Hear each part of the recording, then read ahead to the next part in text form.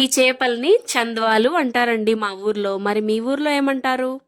ఇవి కూడా సముద్రపు చేపలండి. మన చెరువు చేపలైతే కాదు, సీ ఫుడ్ అన్నమాట. ఇలా ఉంటాయి ఈ చేపలు. సో మా మమ్మీ వీటన్నిటిని కడిగేసి పెట్టేసింది.